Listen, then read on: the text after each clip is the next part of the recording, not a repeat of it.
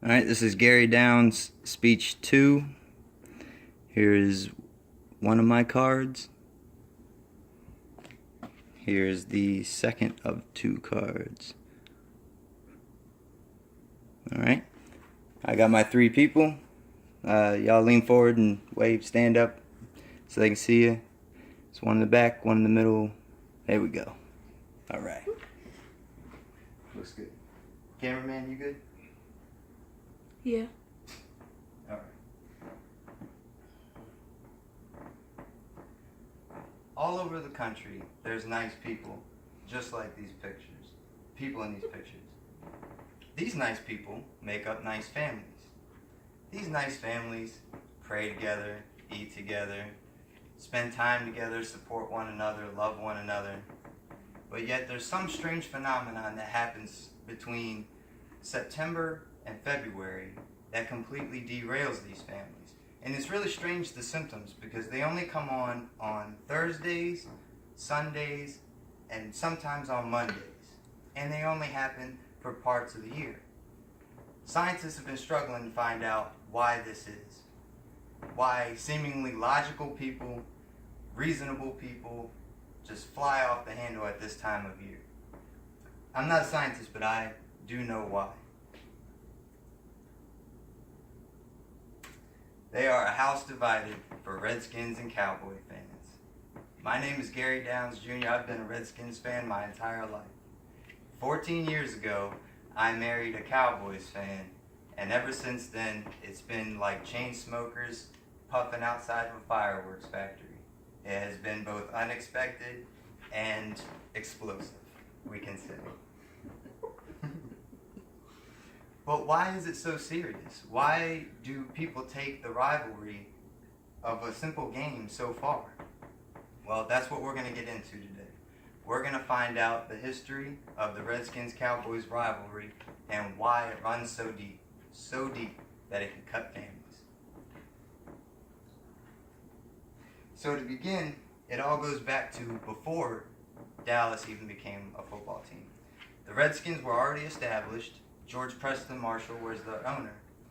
Dallas wanted to come into the league as an expansion team, as an expansion franchise. In order to do that, they had to get the votes of the existing owners. George Preston Marshall did not want to vote Dallas in as a franchise because of his large radio network. He had a large radio network on the east and southern sides of the U.S., according to NFL Productions' Origins of a Rivalry video. So what happened was Dallas's ownership found out that the beloved song of George Marshall, the Redskins fight song, was unprotected. They went and bought the rights. They used it as leverage against George Marshall to get into the league, and that's how they got into the league. So actually, the rivalry predates even day one of Dallas Cowboys. It actually existed before their existence. That's why, one of the reasons why it runs so deep. So in the 1960s, Dallas got on in the NFL. According to Pro Football Reference, they became an immediate thorn in the Redskins' side. They split the series for the first half of the decade, and then for the last half of the decade, Dallas went on a 5-year run of winning the division championship every year. So the Redskins are meddling right there in the middle. The Cowboys are at the top. You gotta, to be the best, you gotta beat the best, so we put our sights on Dallas.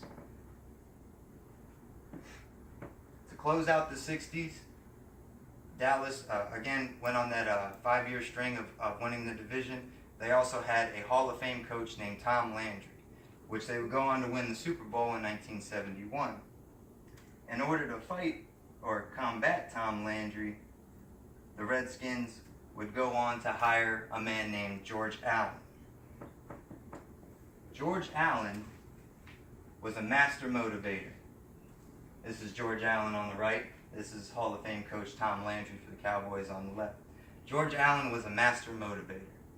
He did not have a very talented Redskins team to work with, but what he did was turn them into savages.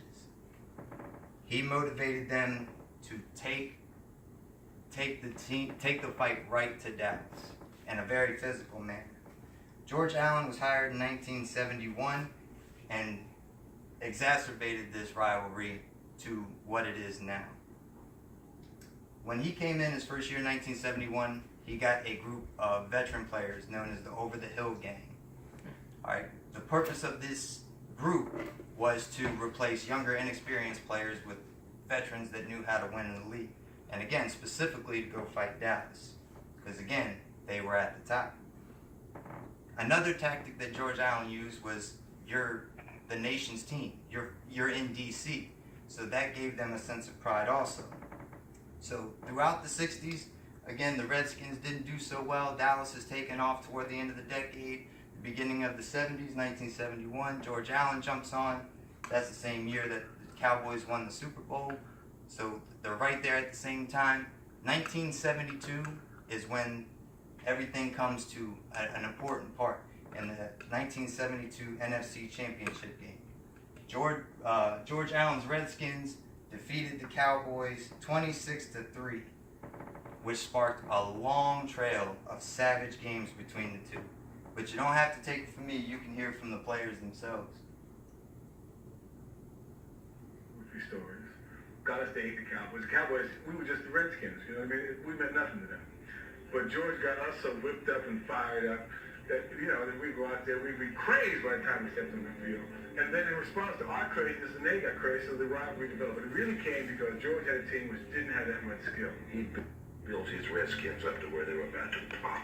I mean, they were so emotionally high, buddy, that if you walked in that stadium, you would have your guns on because they were coming after you. It was, I'm telling you, I might say I hate him, but he had his boys ready to play. Those games were the type of games that they fought throughout the 70s and the 80s. One of the most famous ones happened on Thanksgiving of 1974. Clint Longley. Now this is before some of our times, but Clint Longley replaced Roger Staubach in the third quarter of that game when the Redskins were winning 16-3. Clint Longley was a no-name rookie quarterback nicknamed the Mad Bomber. Roger Staubach went down with an injury that game. Roger Staubach was Mr. Captain America, All-America, everything. Went to the Navy, everything. He doesn't come out of football games. So when he went down, it was serious. Clint Longley comes in down 16-3 in the third quarter of this game and just starts dropping bombs all over the field, all over the Redskins. And it comes to an ending when Clint Longley hits a wide receiver for a 50-yard bomb for the game-winning touchdown with 28 seconds left to go on Thanksgiving of all days. But those were the games that we had. They were always close. They were always important. They always were bitter rival games. They were statement games because they were so physical. Speaking of physicality, the Cowboys knocked out our star running back, John Riggins, in one of their meetings. Knocked him out for the season. Also took another running back in that same game with him. The games are always close. Dallas had to pull a fake punt and then run it in from the 1 yard line for the game-winning touchdown in the game in 1977. Roger Staubach hits 2 game-winning touchdowns late in the game, or 2 late game touchdowns at the end of the game with 39 seconds left. They always came down to the wire, and it did not matter about records, and it didn't matter about who was doing better that year, injuries, nothing. All bets were off when Dallas and Washington played. All of this, and this is a typo. This is 1989, which we will cover in a second. But all of this came to a fevered pitch in the playoffs of 1982. The Redskins and the Cowboys are in the same division and in the same conference, so they can't play in the Super Bowl. Their biggest game that they can possibly have is the NFC Championship, which this is. The Dallas Cowboys defeated the Green Bay Packers in the division round of that year, and they played the winner of the Redskins and the Vikings, which the Redskins beat 21-7. Knowing that Dallas was ahead of them, they started chanting the famous "We Want Dallas."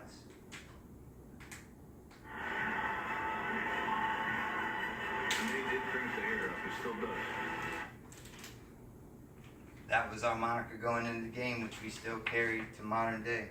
And we ended up winning that game 31-7, beating the Cowboys and going to the Super Bowl, and beating the Dolphins that year. win our first Super Bowl.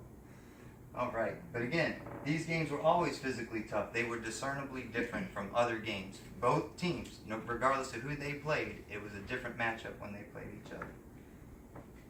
Throughout the 80s, the Redskins had the edge. They were the dynasty. They won a Super Bowl in the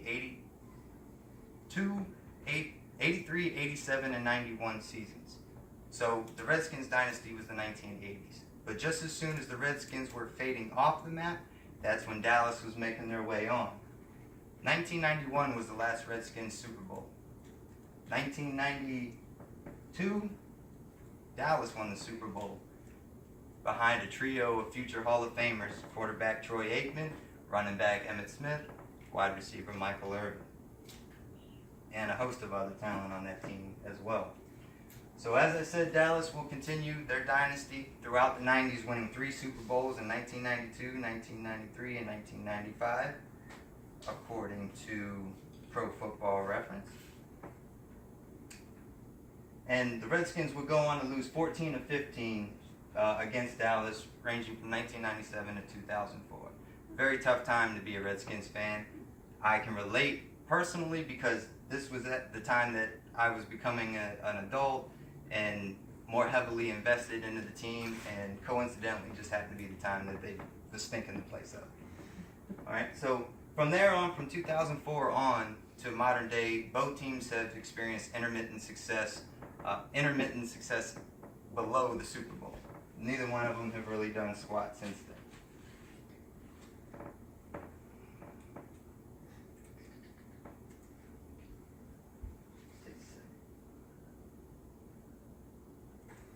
Right.